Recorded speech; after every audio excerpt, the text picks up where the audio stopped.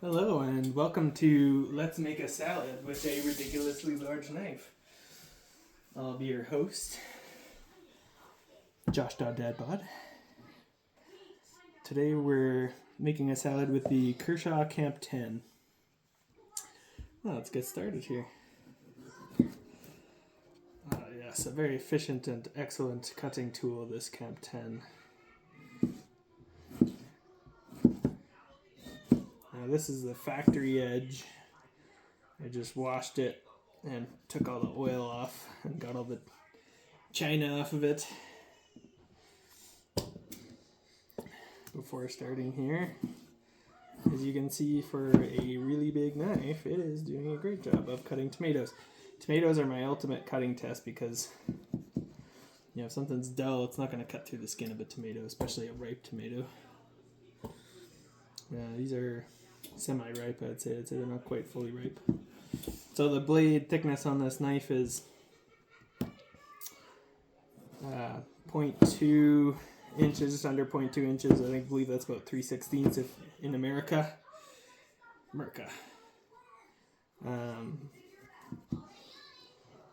So it's kind of a knife machete hybrid. It's actually pretty lightweight, doesn't feel that heavy. I think it's going to make a great garden tool, great camp tool, great hike to the top of a mountain and make a fire from dead trees tool. It's like a pseudo hatchet / machete. You're going to be able to delimb well with this. You're going to be able to cut a tree down if you need to, clear some bushes out. For me, I'm going to be using this to trim my apple tree that just shoots out little shooters all over the place and needs trimming literally every year.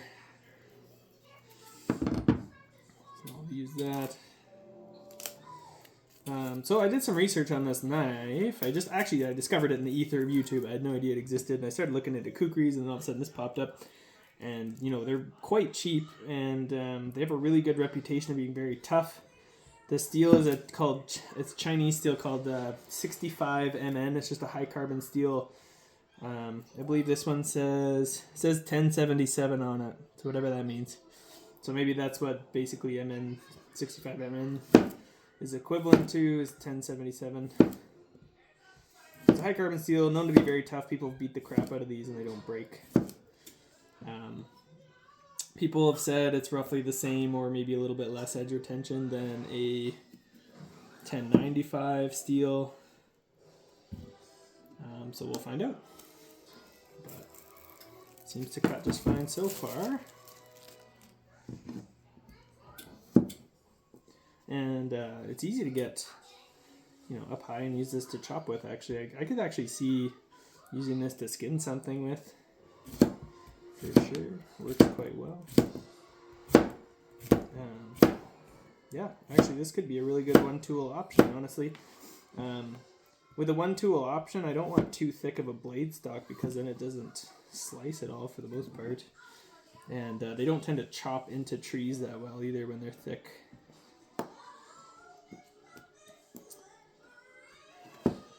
Man, this thing's cool.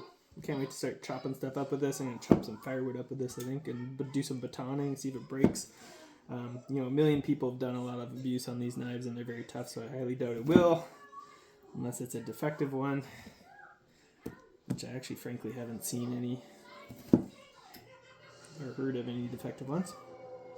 But, so this is about a 10-inch blade.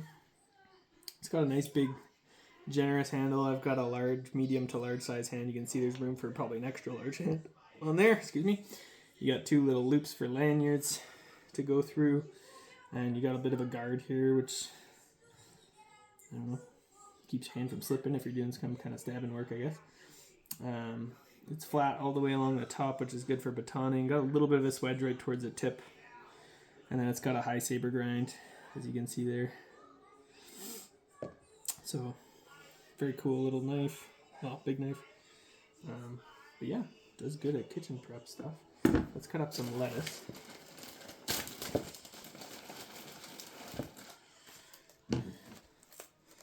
So this lettuce and you can kind of, with these little cutouts here, it's almost like it's got cutouts for your fingers, kind of similar to what some knives have. This thing cuts hilariously good. a big old knife.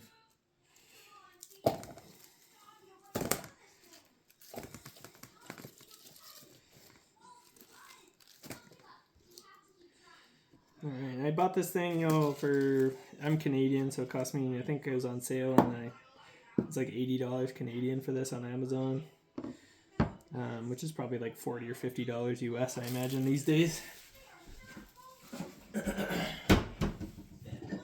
So really cheap, really affordable.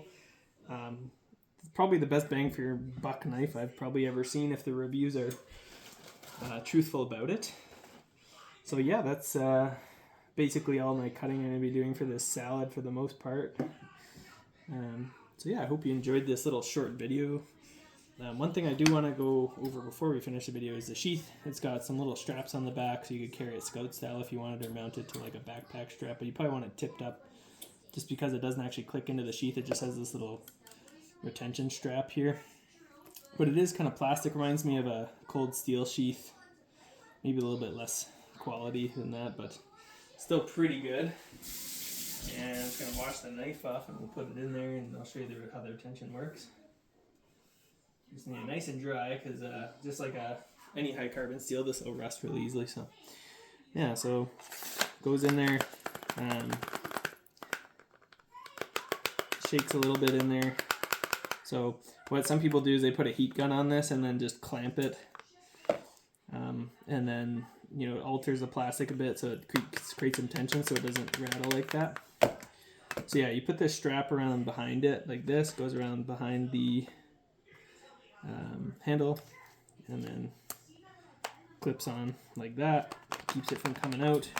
Not the best retention idea in the world, but you know what? For what this thing costs, this is a darn good sheath, if I'm being honest, for the money paid.